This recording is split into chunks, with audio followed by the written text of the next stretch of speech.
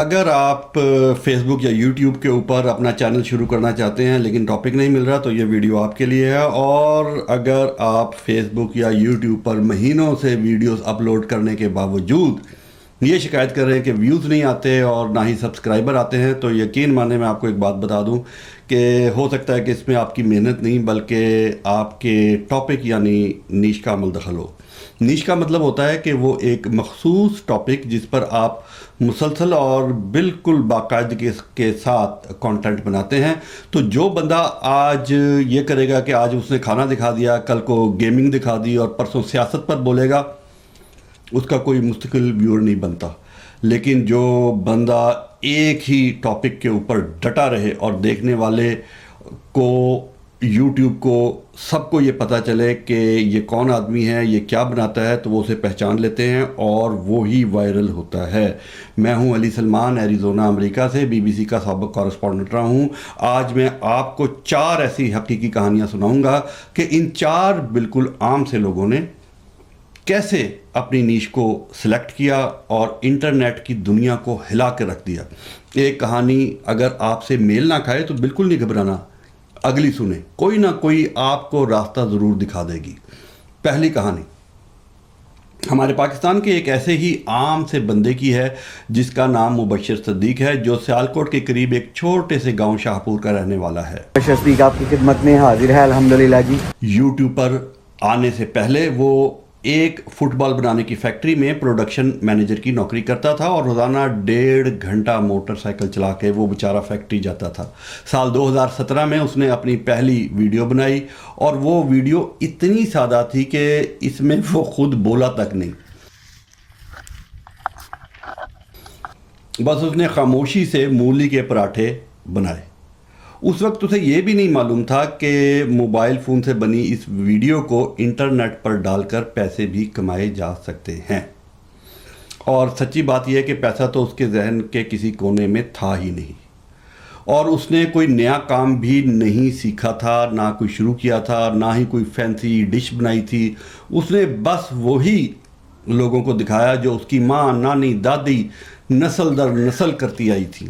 کھانا پکانا، بالکل سادہ دیسی کھانا، مٹی کے چولہے پر، اپنے کچن گارڈن سے تازہ سبزیاں توڑ کر لاتا، اپنے ہاتھ سے پسے ہوئے مسالے اور آٹے سے چیزیں بناتا. نہ کوئی مہنگا کیمرہ، نہ کوئی اسٹوڈیو، بس ایک لکڑی کی پرانی سی تختی جسے وہ سبزی کاٹنے کے لیے استعمال کرتا رہا.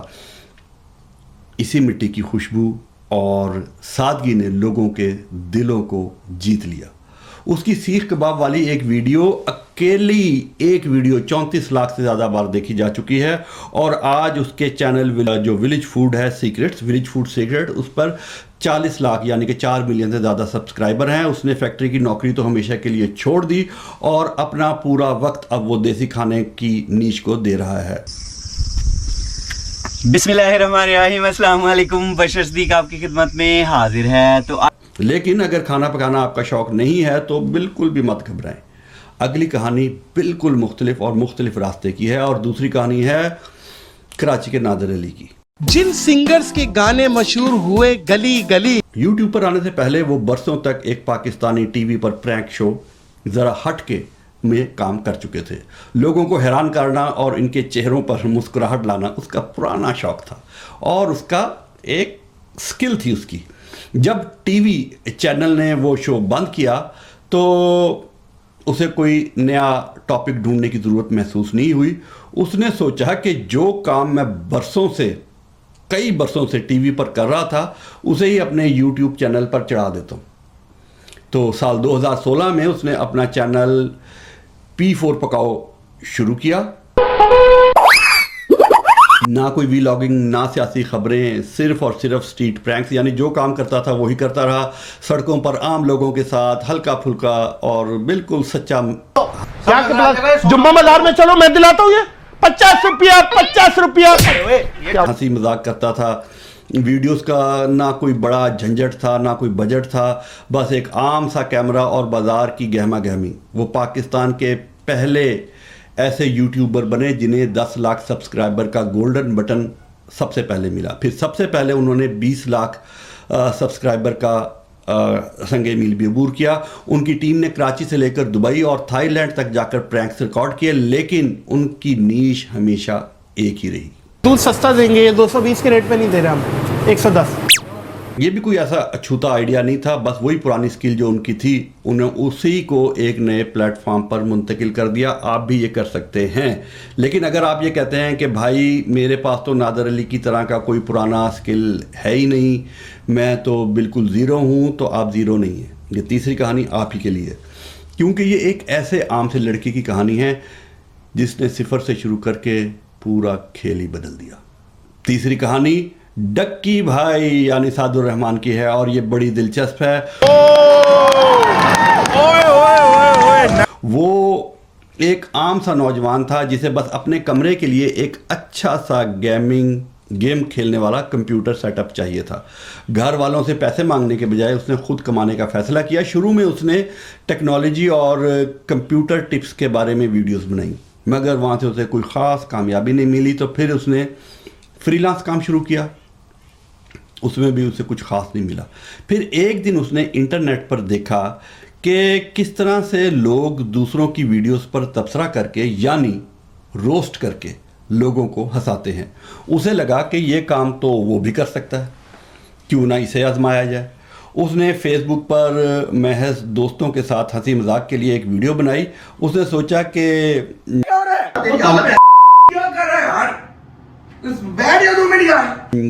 चलो ये भी करके देख लेते हैं। लेकिन जब वो सुबह सोकर उठा तो उसका इनबॉक्स पैगामात से भरा हुआ था, उसकी वॉल्स शेयर से भरी हुई थी। उसे पता चला कि लोग उसके बोलने के अंदाज पर दीवाने हो रहे हैं, और यही वो वायरल लम्हा था जिसने उसके अंदर के क्रिएटर को जगा दिया। और यूं साल 2017 में डकी भाई का डिजिटल चैनल बाकायदा तौर पर शुरू हुआ। उसकी कहानी हमें सिखाती है कि नीश हमेशा पहले दिन से ही सोच समझकर तय नहीं की जा सकती, बल्कि नहीं की जाती। कर भी सकते हैं, लेकिन फिर भी आप एक मुखलिसाना कोशिश ज़रूर करें, और अगर वो वायरल हो जाए तो फिर रास्ता खुद ब खुद खुल जाता है।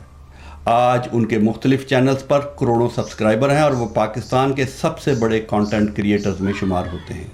लेकिन अगर रोस्टिंग, कॉमेडी या प्रैंक्स आपके मिजाज का हिस्सा नहीं है और आप एक संजीदा मिजाज के इंसान हैं, तो ये चौथी कहानी सुने जो कि मेरी अपनी है। मैंने 14 बरस BBC वर्ल्ड सर्विस में काम किया, जहां मैं सियासी और आलमी हालात पर गहरा तज्जिया भी करता था। शहबाज शरीफ की अपने भाई के ख़िलाफ़ साजिश पूरे अरूज पर थी, और इंसानी हकूक़ के बारे में, इंसानी अलमियों के बारे में ख़बरें भी देता था। तो मेरे जहन में जब ये YouTube का ख्याल आया तो 10 मुख्तलिफ टॉपिक्स मेरे जहन में भी आए। लेकिन मैंने फिर फ़ैसला किया कि यार मैं इसी टॉपिक को चुनूँगा जिसका मुझे बरसों का तजर्बा और महारत और साख है, और ये मेरे लिए सबसे आसान निकला। और यकीन करें कि मैंने ये सही फ़ैसला किया, और अपनी सहाफ़त और अपनी ये जो सहाफ़ती महारत थी उसको मैंने डिजिटल दुनिया में एक प्लेटफॉर्म मुकर्रर कर दिया। उसका नतीजा ये निकला, ये जो मैंने प्लेटफॉर्म फ्राहम किया, कि अब लोग मेरी बात का भरोसा करते हैं, और मेरी मुस्तकिल मिजाजी यही है कि मैं सिर्फ़ इसी सिमत में काम कर रहा हूँ, और मेरी साख इसी संजीदगी से जुड़ी हुई है। नोट लाश के पास पड़ा मिला। अब इन चारों कहानियों को अपने सामने रखें। क्या आपको उनमें एक कुदरती सच्चाई नज़र आई? इन चारों में से किसी एक ने भी वो काम नहीं किया जो उन्हें नहीं आता था।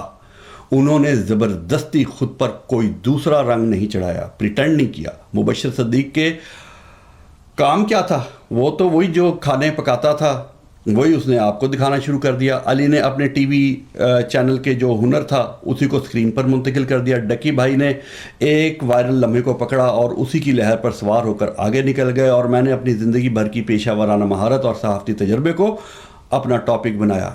रास्ता चाहे कोई भी हो, असल राज एक ही था। जो भी टॉपिक चुने, जो भी नीश चुने, उस पर डट जाए। उनमें से किसी ने भी शुरू में ये नहीं सोचा होगा कि करोड़ों लोगों तक पहुंचेंगे, और उन्हें ये कामयाबी रातों रात नहीं मिली, बल्कि मुस्तकिल मिजाजी के साथ आई।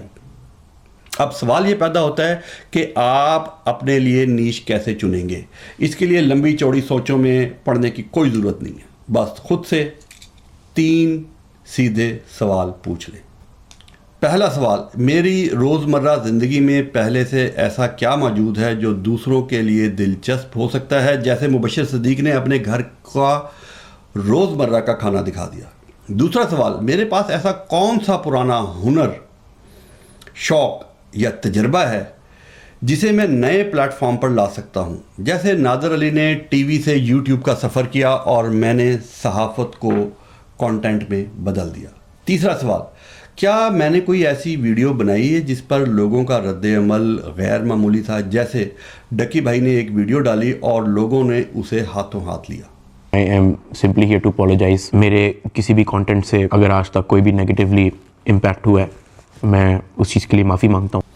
اور اگر ایک سوال میں آپ کو اپنی نیش ٹاپک نہ ملے تو پھر دوسرے کو آزمائیں، بالکل اسی طرح جیسے ہم نے ایک اچھی کہانی سے دوسری اچھی کہانی تک کا سفر کیا. تو پھر اب دیر کس بات کی ہے، آج ہی فیصلہ کیجئے. چاہے وہ کھانا پکانا ہو، پرینکس ہو، کامیڈی ہو، کوئی ہنر سیکھنا ہو یا حالات حاضرہ کا تجزیہ ہو، جو بھی ٹاپک ہو، آپ جو بھی چنیں وہ اپنی زندگی سے، اپنے مزاج سے اور اپنے ہی معاملات سے نکلتی ہوئی ہو. ایک نیش پکڑے، اس پر ڈٹ جائیں. یوٹیوب کا الگوریدم اور ویورز دونوں اسی کا ساتھ دیتے ہیں جو اپنے بات پر، اپنے موضوع پر قائم رہتا ہے اور اس کی گہرائی میں جاتا ہے.